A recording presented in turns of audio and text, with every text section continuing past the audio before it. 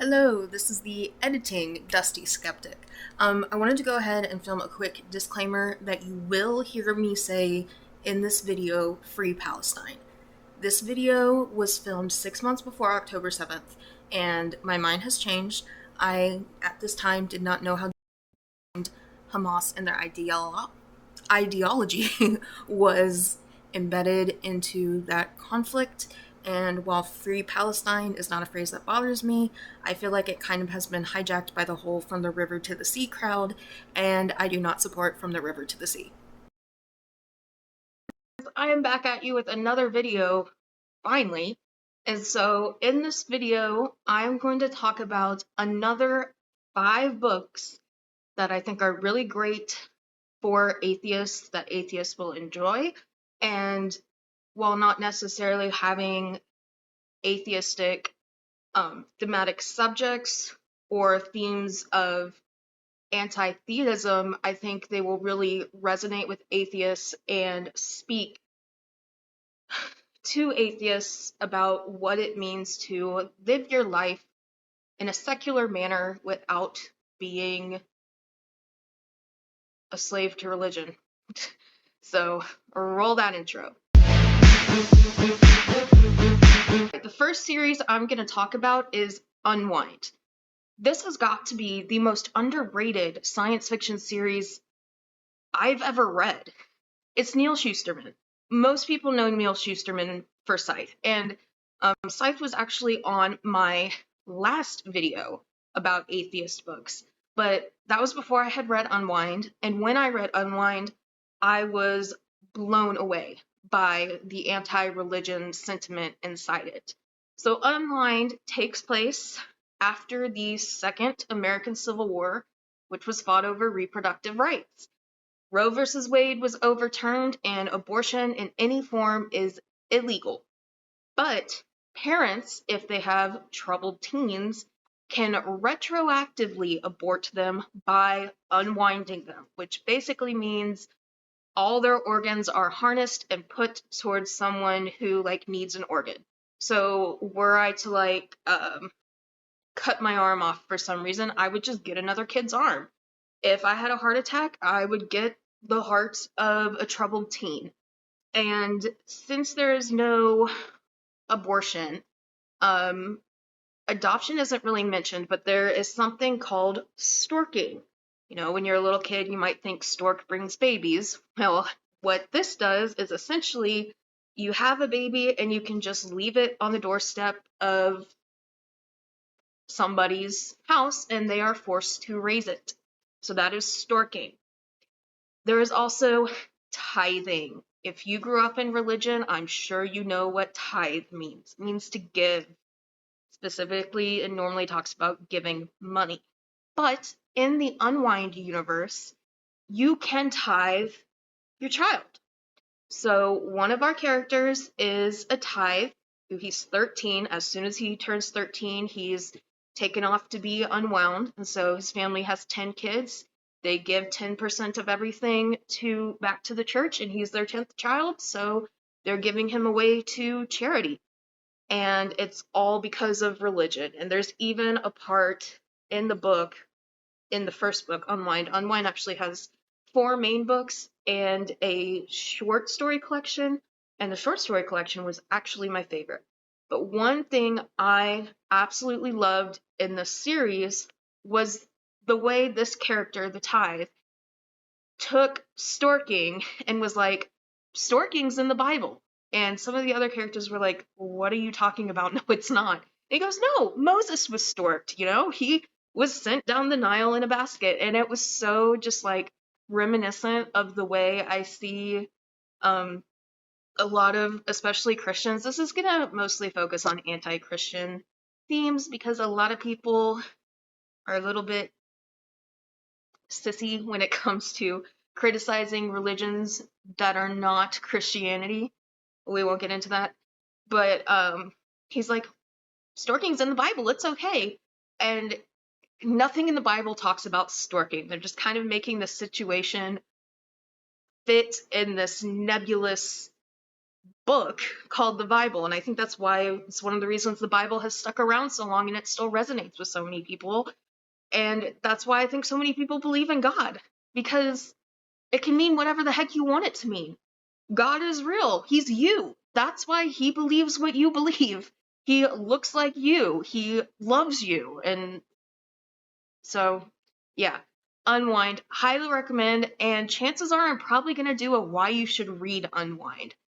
So it's great. It was originally published in 2007, and so it really flew under the radar. We got around that time, obviously the big dystopian was Hunger Games, Divergent, The Selection. It was just all, the Maze Runner, all of that was going on, but we also got Unwind, and I think that was Neal Shusterman's breakout when he finally just showed his creativity in the sci-fi genre. He does have another sci-fi book that came out in like 1999 called Downsiders, which you can kind of see him sort of going towards the Unwind scythe area with that. But basically the way I'm going to describe Unwind is scythe, but more timely, because what was overturned a year ago? We don't need to talk about it. I'm not going to go on a rant. Let's move on. All right, number 2, The Poet X. This is a coming-of-age story about a Dominican American girl in Harlem. And she's very bitter towards her mother, who keeps making her go to confirmation classes. And she's very much questioning religion. And a lot of the book deals with that. And it also deals with the Hispanic culture around religion. You guys know I'm an inner city teacher. Actually, 80% of my students are Hispanic. It's like 80% Hispanic, 20% Black, and then like there's like small, just like not even 1% of Asian and white. I think our official number of white children in the school is 7. So yes, most of my students are Hispanic, and they do talk about this a lot. And one thing that came up in this book that I was finally happy to see be talked about was that Hispanic mothers don't let their girls use tampons because only sluts use tampons. Yeah, so that comes up in the book, and I actually had an experience where the woman who shares my classroom was the swim coach for a while, and so that her student could keep swimming, she gave her a tampon, and the mom came down on her like a nuclear bomb. I was happy to see that get talked about. I was happy to see the culture clash between kind of like a secular Gen Z American and her older Dominican parents, and the cultures collide and religion being at the center of that. And we've got a young girl sort of moving away from religion, more so just in the questioning stage of deconversion, and the parents who just really want her to stay in the religion. And she's also got herself a twin brother who is gay. So there's a lot of conflict, and it's actually a novel in verse. And this is the first novel in verse I've ever read other than like the Odyssey. And I was very impressed by how much story was in this novel. Moving on. Number 3 is Lonesome Dove. So my hometown is actually where the Lonesome Dove Baptist Church, which inspired Larry McMurtry, may he rest in peace, to write the novel, is located. Yeah. But, funnily enough, this novel does not really go into religion that much. June on the Range is coming up, where a lot of booktubers read Westerns. If you haven't read any Western in your entire life, read Lonesome Dove. If that's the only Western you ever read, make it that one. It also, the miniseries, like, single-handedly revived the miniseries as a storytelling medium, and Robert Duvall has gone on record to say that Augustus is his favorite character that he's ever played, Gus. So this story is fairly bleak. It's about these two kind of washed up old Texas Rangers who decide to go on a cattle run or a cattle drive up to Montana. And it deals with themes of denial, themes of aging, and it's just such an unromantic portrayal of the Wild West. We've got our traditional cowboys versus Indians. It's basically a space opera, but not in space. And for such a religious time, it never goes into religion. It is able to maintain very grounded, but still very hopeful in the face of all the just horror that these characters face. And when I finished that book, I closed it and basically sat there for 15 minutes wondering what the heck I was going to do with my life. Well, next one, not last one, next one. All right, so you guys are going to think this is kind of weird that I'm recommending this one, but it's actually Left Behind. And that is a Christian book about the rapture, and I did an Easter special vlog where I read it, so I won't get too far into it. But basically, the Antichrist, who's like a Vladimir Putin clone, is taking over. The rapture happens, and if you don't know, the rapture is where all the believers are called up into heaven, everyone else is left behind on earth. And there's going to be 7 years of tribulation. Jesus is going to come back, and then everybody's like, there's a final judgment. And even though you're not raptured, you still have a chance to come to Christ and go to heaven when you die. So why there's even need for a rapture, I don't know. I don't care. It was a pretty good fantasy novel. And it's also a good glimpse into the mind of someone who's more not fundamental, but comes from more of the Anabaptist tradition, where they very, very much believe in a literal rapture. All Christians believe in that sort of nebulous, oh, Jesus is coming back type of thing, because that's like a basic tenet of the religion. But not all necessarily believe in a literal rapture. The Baptist tradition, the Anabaptists, and Pentecostals and all that trickles off that kind of big tree of them all believing their own little thing, that stems from the Anabaptist tradition.